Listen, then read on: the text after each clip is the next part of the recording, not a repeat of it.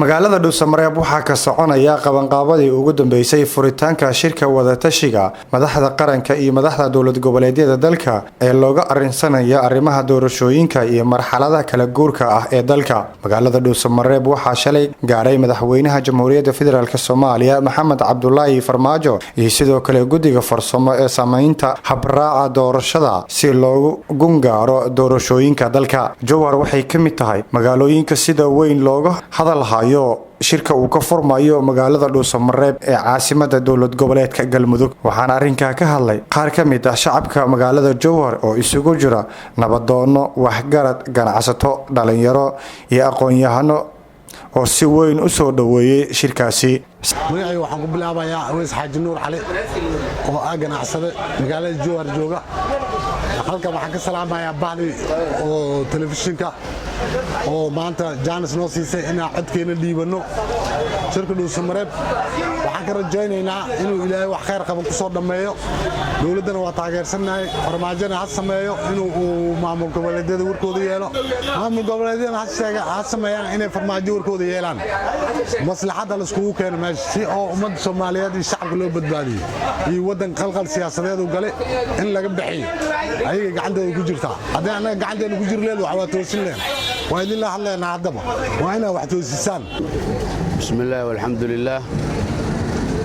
annagoo ah odayaasha Hirshabeelle gaar ahaan gobolka Shabeellada Dhexe waxaan bogaadinaynaa shirka la filayo waqtiyada soo socda inuu dhaco.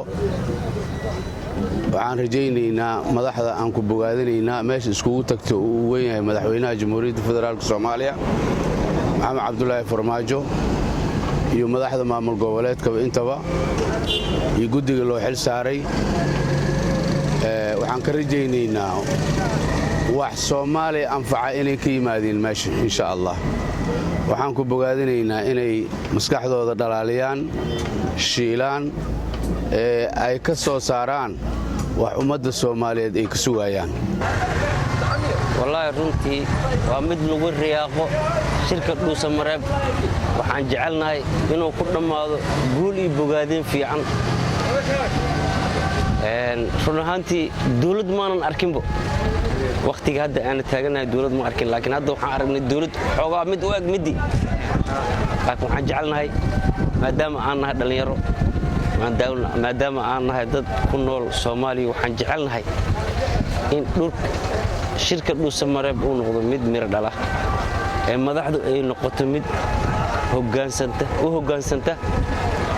marka waxaan jecelnahay si wanaaga inuu ku soo dhammaado. rajada Soomaaliya ku jirto shirka Dhuusamareeb. marka insha Allah waxaan jecelnahay inay wadankii wadan oo toosan noqdo. wallaahi dhalintii maanta waxaa arkaysaa dhalin meelo badan isaga tahriibayso, laakiin wadanka haddii dawlad laga helo waxaan jecelnahay in dadkii dhalinyarada ahay ay helaan shaqooyin tiro badan, wadankii lagu nagaado, la noqdo dad isgarab qabta. laakiin aniga waxaan jeclahay gaar ahaan aniga run ahaantii waxaan jeclahay in la helo nidaam iyo kala dambeyn wanaagsan. maanta oo taariikhdu tahay 16 bishii 8aad 2020 waxaan rabaa aragtidayda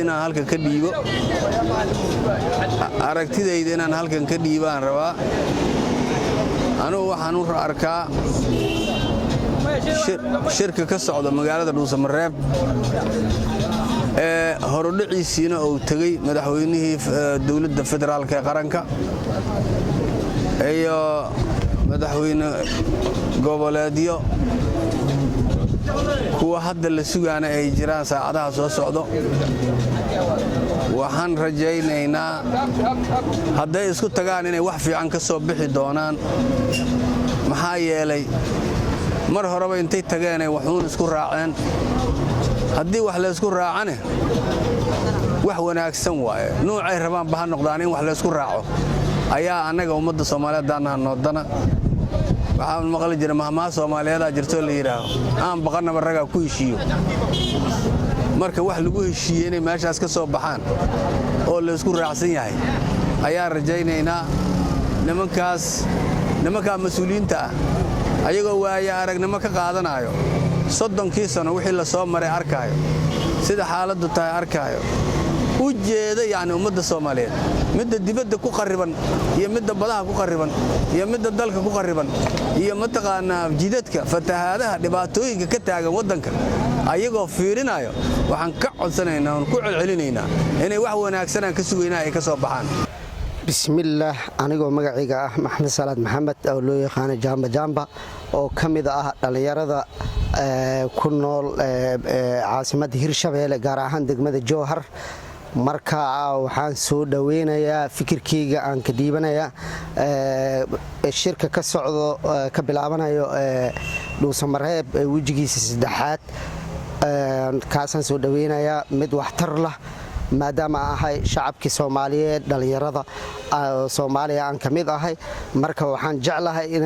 mid aniga oo noqoseeyo oo wanaagsan oo ummadda wax u dhimeenin inuu ka soo baxo si kastaba ha ahaatee dhuusamareeb oo ah caasimadda Galmudug waxaa ku sugan madaxweynayaasha dowlad goboleedyada Koonfur Galbeed Hirshabeelle iyo madaxweynaha martida loo yahay ee Galmudug sidoo kale waxaa asan ku sugan madaxweynaha dalka Soomaaliya Maxamed Cabdullaahi Farmaajo iyadoo goobta shirka uu ka dhacay ay ka maqan yihiin madaxweynaha Jubbaland iyo Puntland Liibaan Cabdulle Maxamed aragti cusub TV Jowhar.